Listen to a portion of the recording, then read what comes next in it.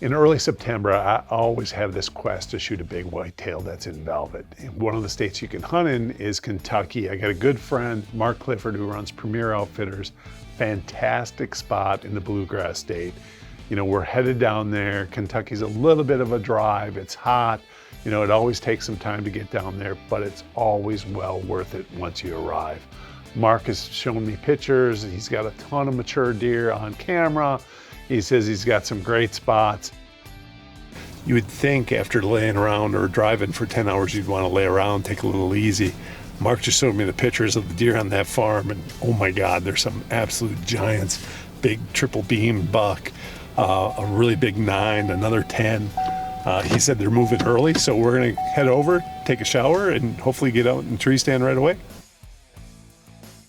Mark likes it when we come down there because if he targets one particular deer, you put me on there, and that's normally what we're gonna try to shoot unless something else comes in that's mature.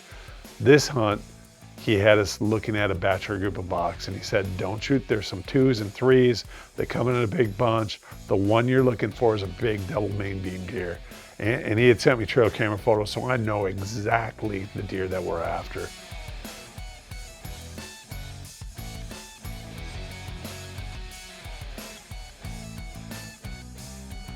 When you arrive in Kentucky, you know, one thing, it starts Labor Day weekend. So it's always the Saturday prior to Labor Day weekend. You know it's gonna be hot. I mean, it could be over 100 degrees, whatever. It's gonna be hot, so you prepare.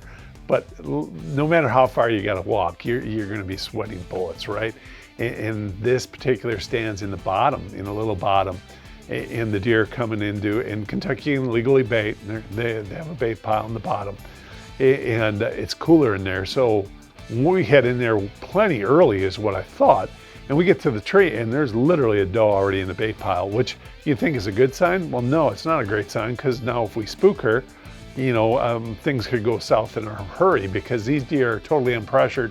A deer starts blowing in their area and you're totally screwed. So we kind of hang up there and we let her wander off. We get up in the tree stand, sweating profusely, right? Mosquitoes are there because they're going to be in the bottoms, but the day is going to shape up pretty nice. So Mark has us in the bottom. When you're hunting in the bottoms, you're always worried about wind swirling, right? Because no matter which way the wind is, it seems in the bottom, it just takes a nosedive. And you can check this out if you ever have a puffer or whatever. Well, we're running ozonics. I actually had 2 of them going. So we got one over me, one over the cameraman. I know our scent isn't going to make a big difference now. So that allows us to get away with more than a hunter hunting without ozonics. As soon as we got in the tree stand, we saw deer all day long. And you're kind of just waiting for prime time, right? Because you know, normally a big mature buck's not going to be strolling into the bait top pile at 3 o'clock. It's probably going to be that last hour or so. And you're just kind of killing time. And all of a sudden I caught a glimpse of movement, and I whispered to the cameraman, you know, here comes some deer. And they're bucks, and boy, here they came. It was a big bachelor group.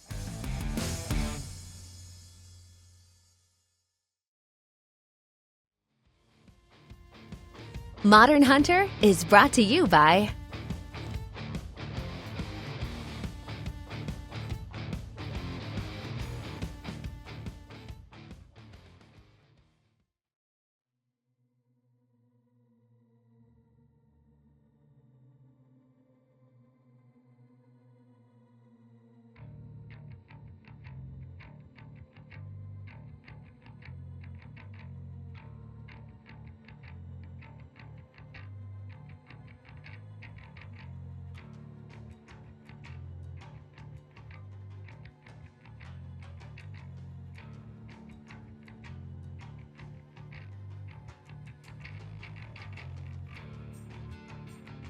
Boy, here they came. It was a big bachelor group, and there's 2s and 3s, and they didn't all just rush to the bait pile like they normally do. And they're coming in slow. We had bucks all around us rubbing, and anyway, I think my cameraman was more excited than I was. I just knew this bachelor group showed up first. The big buck normally showed up after him, so I'm kind of peeking in the back, and I see 3 other deer moving, and I recognize the one as a running mate to the big double main beam deer. So I can feel my heart rate start to race. I'm like, oh my God, this is gonna happen. Well, I don't know what happened, but one of the bucks came in, and he's a pretty buck. I don't know if he caught cameraman moving or if he just spooked. I really don't know what happened, but he ended up just bolting right through the other 3 deer that were coming, and they all clear out. And you're like, oh my God, I could just feel my heart sink. We just blundered it. You know, when you're hunting these 5 or 6-year-old bucks, is when that happens, man, it's gonna make that hunt turn sour in a hurry. You know, so my expectations were kind of low for the rest of that night especially, and literally probably the rest of the hunt, because I figured if we busted him and we were in his bedroom, we weren't gonna see him again.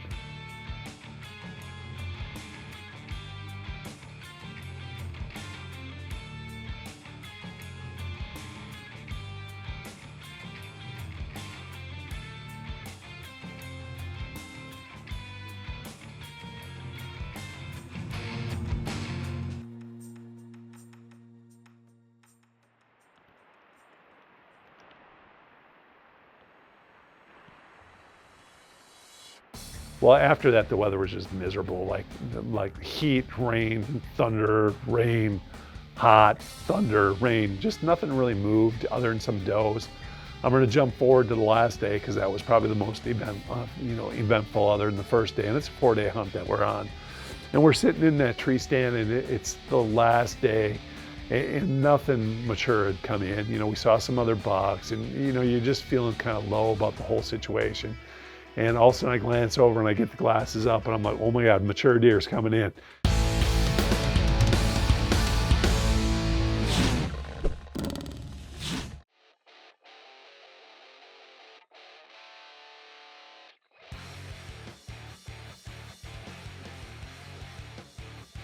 Today I want to take a minute and talk about food plots, especially a healthy food plot, which means your pH has to be correct. A lot of times these plots are hard to get to. That's where a product like Whitetail Institute's Impact come into effect. It's a soil amendment process. It's got, you know, calcium into it and nitrogen, so it's going to be a boost. But all you need to do is take this product and you're going to mix it up. First, you're going to turn it into a sludge in a smaller, like a 5-gallon pail, and then you're going to dump it in your sprayer. And then you're going to spray the entire food plot that you're going to use this product in. And then you're going to use your tiller, right? You're going to till it all up, and then you're ready to seed. The best thing is, you know, why do you need lime or liquid calcium? Your plots are going to be healthier, because think of those root systems as a funnel, okay? And if your pH isn't right, that funnel's closed. So that plant is trying to suck up the nutrients from the ground, right? And it's having a hard time doing it. So your plants are going to really struggle, which means they're not going to get as tall. They're not going to be as nutrient rich. Now we're going to use Impact that opens up the spigot, right? Now all the nutrients coming from the ground that are naturally in there, plus the nitrogen that you put in there, are going to go directly in the plant. It's going to give it that boost. It's going to be a healthier plant. They're going to grow taller. Rapid growth normally isn't as stemmy as the other growth, so therefore it's more tender, palatable to animals. They're going to love it. Big mistake that hunters make is they put seed into the ground and they don't think about fertilizers, right? If you look at any farmer, they'll tell you first off, the most important thing is fertilizing the plot, making sure the pH is correct. Take it from them. They know what they're doing, right? They've been doing it for hundreds of years. So literally make sure your pH is correct. If it's not correct, use a quick acting product like the Impact to make sure that pH is correct, giving you healthy plants, which ensures the whitetails are going to be using your plots this fall.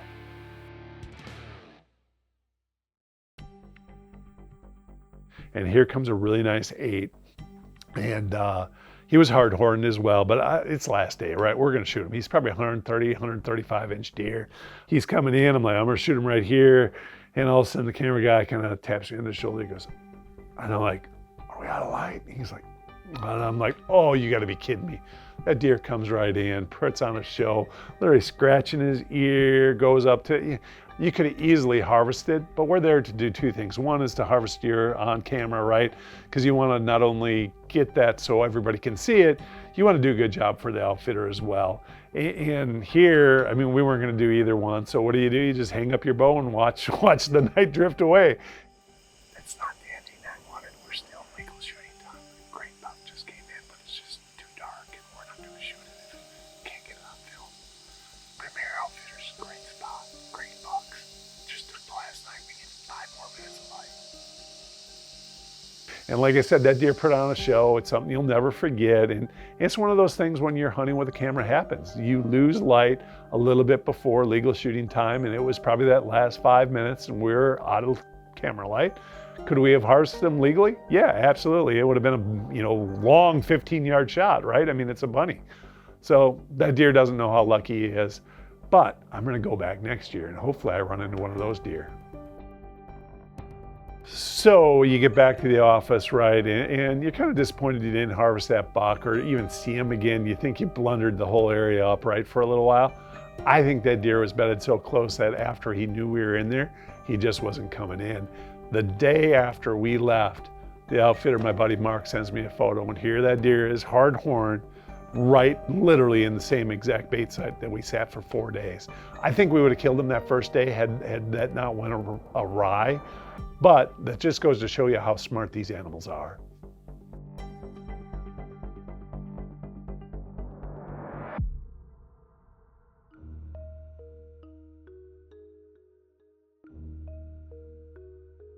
Sometimes the hunts don't go right, but for me, I'm personally always excited to get back home and hunt with my kids. It's my favorite hunts of the year. Even though I'm not the hunter, I'm the cameraman, I have more fun. My best hunt last year was with my daughter, Cassandra. And when you gun hunt at our place in the mornings, opening day especially, you're gonna get in your stand well before light, probably 5-ish, good hour and a half before light. And we're in the stand and I'm going through my camera pictures and we're running the Brownings and literally I'm looking, I was like, oh, there's the buck I want you to shoot. And she's like, oh, that's a good sign. Where was he? And I'm like, well, he's just down there about 100 yards. Not the best sign because he's actually walking into the woods. That means he's going down to bed. And she goes, oh, what does that mean? I was like, means we're probably gonna have a long day, sit here and wait, and at 4:30, 4 o'clock, he's gonna pop out, hopefully, and we get a crack at him.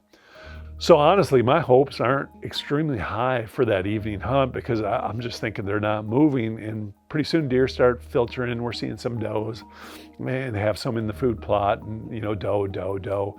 And I always have my eyes back in one particular corner because I know where this particular deer lived. We call it the green grass, and that's where he was going to bed. And all of a sudden I caught a glimpse of this rack. And I'm like, oh, I thought it was him, and I didn't want to get her too excited. And I was like, oh yeah, it's him.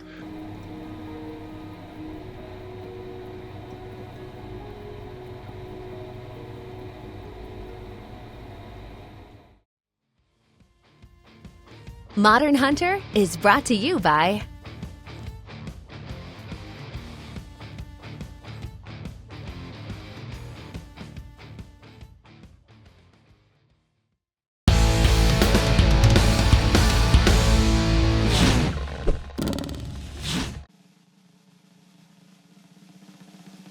Today I want to talk about technology that can make you a better hunter or make you understand your property, and that's the use of onX maps.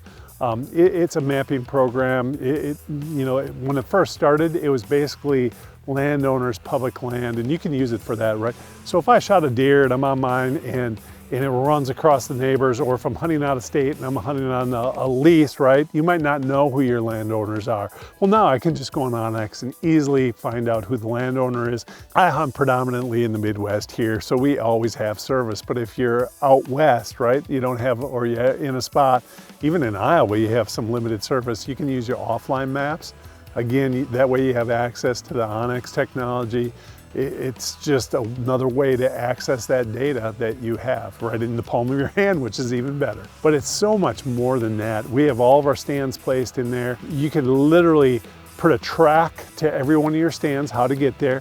I can share that with my friends so that if I have a buddy out there, I don't have to walk him all the way in the tree stand, right? He just has to pull up his onX. I give him the starting point. He follows onX exactly right into that tree stand, which is pretty cool.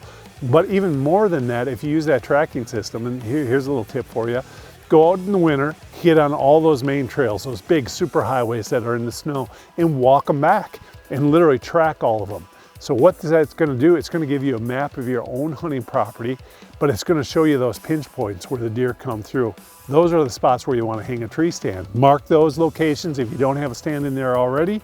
And if you do have a stand, it might not be in the perfect spot. Fine tune it, right? One of the upgrades this past year was the integration of weather, which is super cool because now I don't have to use a different app. I can actually pull out the weather. I can see what the next 8-hour forecast is. And let's face it, when you go out in the morning, the wind can change. At least now I'll know. Find those spots on your using Onyx where there are pinch points, where there's concentration of deer, where they come through. Look for which wind would be great and hang those stands.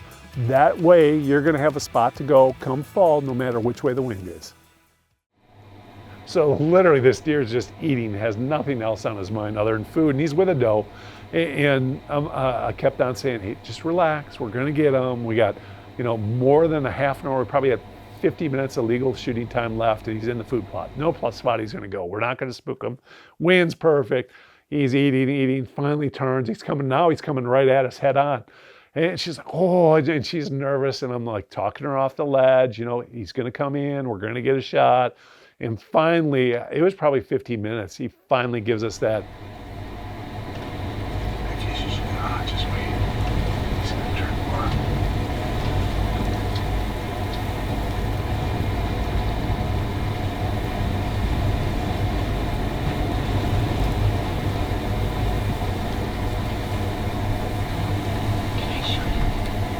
Can you see his front shoulder?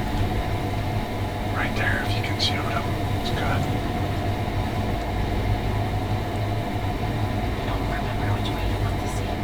Forward. Okay.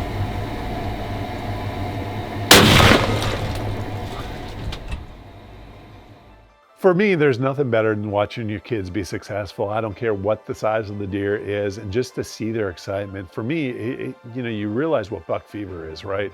So we gave him a little bit of time, but I wanted to make sure we had everything on camera. So I got down with her gun and went around and found right exactly where she shot him. And I could see he was, had expired. So I gave her the signal and over she came. And just a great, excitement, to hear her breathing and how excited she was. And it was a fully mature deer. He's probably a 4-year-old.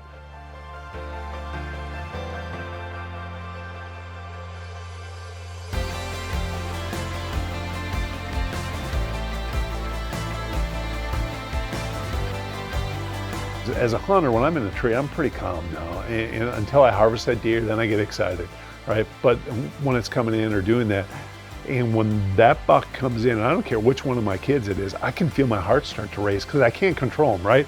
It's not me pulling all the strings. I can guide them as much as possible, but stuff can easily go wrong.